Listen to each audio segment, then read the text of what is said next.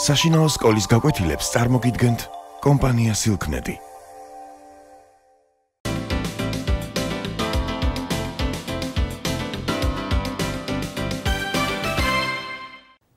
გამარჯობა. დღევანდელი ჩვენი გაკვეთილის თემაა პროკარიოტები და ეუკარიოტები.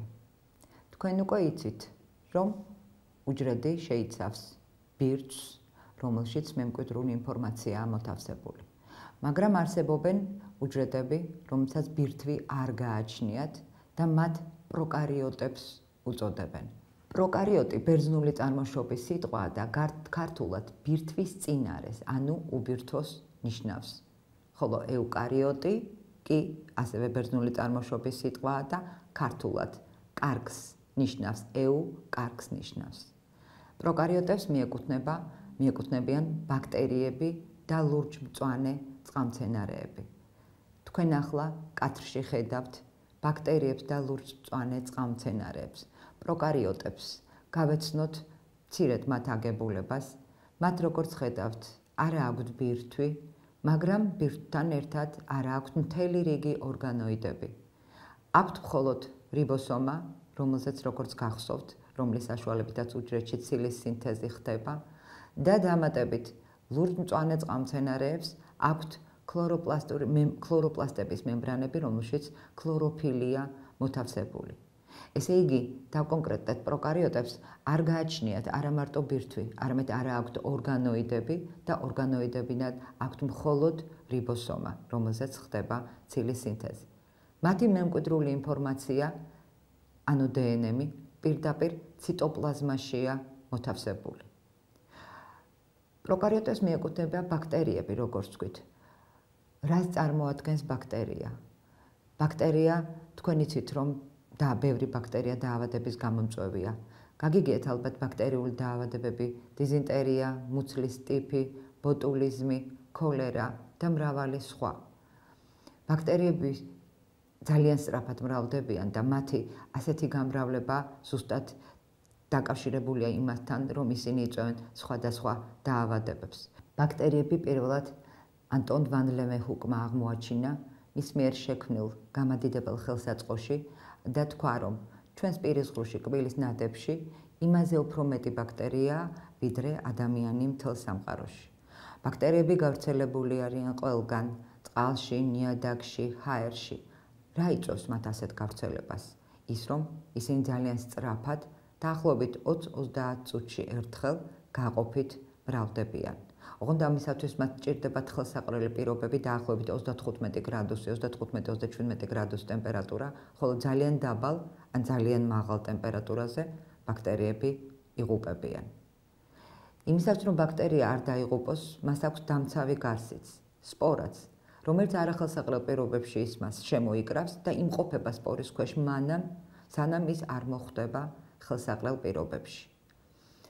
არსებობენ ბაქტერიები, რომლებიც სუნთქვისათვის ჟანგბადს საჭიროებენ, მაგრამ არსებობენ ბაქტერიები, ასეთ ბაქტერიებს აერობული ბაქტერიები ჰქვიათ, მაგრამ არსებობენ ბაქტერიები, რომელთაც საერთოდ არ ჭირდებათ ჟანგბადი, ასეც კი ანაერობული ბაქტერიები ჰქვიათ. კვების მიხედვით ბაქტერიები იყოფა ავტოტროფებად და ჰეტეროტროფებად. ავტოტროფ ბაქტერიებს სიტყვაც გვიჩვენებს, თვითონ შეუძლია არაორგანული ნივთიერებიდან ორგანული ნივთიერების შექმნა. ჰეტეროტროფული ბაქტერიები კი სხვისი საკვებით, ასე ვთქვათ, მზა საკვებით იკვებებიან. ჰეტეროტროფები თავის მხრივ კიდევ იყოფა საპროფიტ და პარაზიტ ბაქტერიებად. პარაზიტ ბაქტერიებს, როგორც გითხარით, მიეკუთვნება დაავადების გამომწვევი ბაქტერიები. დაავადების გამომწვევი ბაქტერიებიდან მინდა მცირედ გესაუბროთ ამ დაავადებებზე. ბოტულიზმი, მაგალითად, ბოტულიზმს იწვევს ანაერობი, რომელსაც არ ჭირდება ჟანგბადი სუნთქვისათვის. შესაბამისად, თქვენ ალბათ გაგიგიათ ეს დაავადება, თუ კონსერვში მოხვდა ბოტულიზმის გამომწვევი ბაქტერია, ხილის ან ბოსტნეულის კონსერვში, ის შეიძლება სწრაფად გავრცელდეს და კონსერვის გახსნის და პირდაპირ მირთმევის შემდეგ დაავადდეს ადამიანი.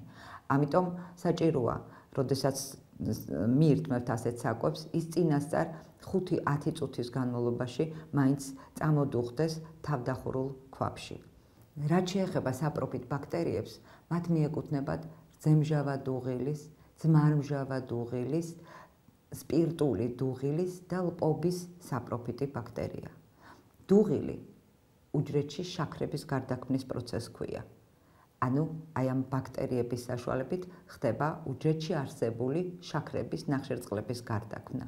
მაგალითად, რძემჟავა დუღილის ბაქტერიები რძეში შემავალ შაქარს გარდაქმნიან, რძემჟავა გამოიყოფა რძეში და ადედებს ცილა კაზეინს, რის შედეგადაც წარმოიქმნება მაწონი. სპირტული დუღილის ბაქტერიების შედეგად კი ყურძნის წვენისგან შეიძლება დამზადდეს ღვინო.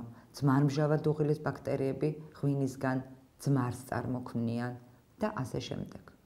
რაც შეეხება ლპობის საპროფიტ ბაქტერიებს, ეს შეიძლება ერთი მხრივ სასარგებლო ბაქტერიებად ჩავთვალოთ, ვინაიდან მათ შეუძლიათ მკვდარი ორგანიზმების გახრწნის შედეგად შექმნან დედამიწის ზედა ნოყიერი ფენა ნეშომპალა.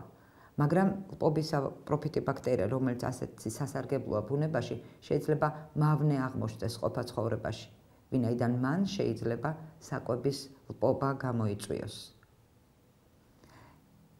მეორე პროკარიოტი, ლურჯ-მწვანე წყალმცენარეები, გავრცელებული არიან ზღვებში, ოკეანეებში, წყალსატევებში. მათი ფერი დამოკიდებულია პიგმენტზე, რომელიც მასშია მოთავსებული, შეიძლება იყოს მოწითალო, მოვარდისფრო. მათ გააჩნიათ აგრეთვე ქლოროპლასტების მემბრანები, რომელზეც ყრია ქლოროფილი, ამიტომ ისინი ავტოტროფები არიან და შეუძლიათ არაორგანული ნივთიერებიდან ორგანული ნივთიერების შექმნა.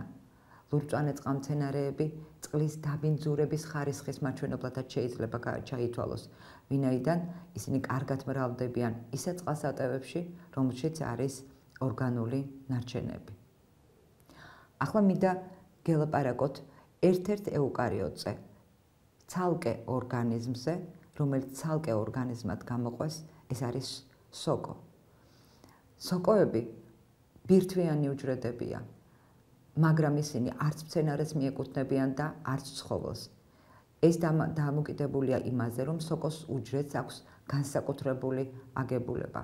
სოკოს უჯრედი, ისევე როგორც მცენარის უჯრედი, გარედან და ისევე როგორც ბაქტერიისა და ლურჯ-მწვანე წყალმცენარის უჯრედი, გარედან დაფარულია კედლით, ამით ის შეიძლება მცენარეს მივაკუთვნოთ. მაგრამ მას არ გააჩნია ქლოროპლასტები.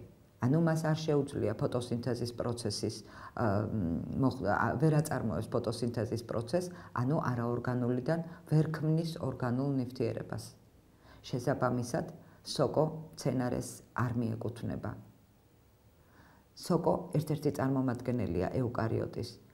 დანარჩენი ყველა ცოცხალი ორგანიზმის უჯრედი ბირთვიანია, ანუ ისინიც ეუკარიოტის წარმომადგენლები არიან. დღეს ჩვენ გავეცანით პროკარიოტებსა და ეუკარიოტებს. ნახვამდის, მადლობთ ყურადღებისთვის.